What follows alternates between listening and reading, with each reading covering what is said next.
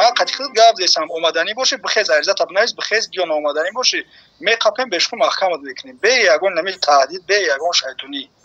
پارچه از گفتگوی تلفنی یک مفتش ریاست مبارزه با جنایت‌های سازمان یافته با شمس‌الله امانوف مهاجر کره که در تاجیکستان به افراطگرایی متهم شده است. صحبت تابستان سال 2024 ثبت شده است.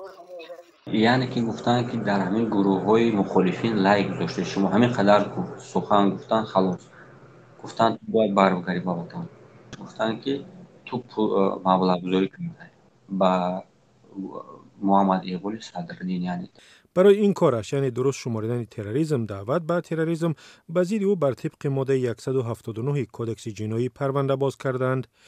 محمد اقبال صدرالدین مقیم اروپا و صاحب وبسایت اصلاح است و سیاست‌های حکومت تاجیکستان و به خصوص امام علی رحمان و اطرافیانش را با لحن تند تنقید می‌کند. دادگاه عالی رسانه‌های محمد اقبال صدرالدین را افراطی اعلام کرده است و خودش هم پرونده جنایی دارد. شمس‌الله امانوف ساکن 33 ساله باختر یکی از آنها است که میگوید تطبیق عفو آلوده به فساد و رشوه‌خواری، قانون شکنی و تهدید به خویشاوندان متهمان به جنایت و مخالفان و منتقدان حکومت تاجیکستان است.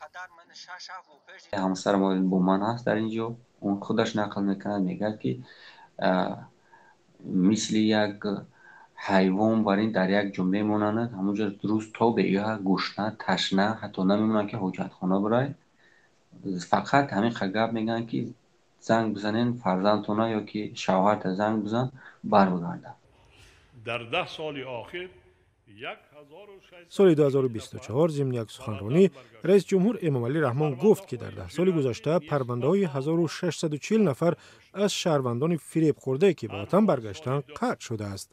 هدف به گفته مقامات فراهم آوردن شرایط برگشت آنهایی است که در جنایت‌های وزنین دست نداشتند و می‌خواهند زندگی آسایشته پیش برند. گناه او را عفو کردند. وزارت امور داخلی ماه پیش در یک برنامه تلویزیونی گفت که عبدالرحمن احمدوف ساکن خوجند با اختیار خود به تاجیکستان برگشت و از جوابگری جنایی آزاد شد.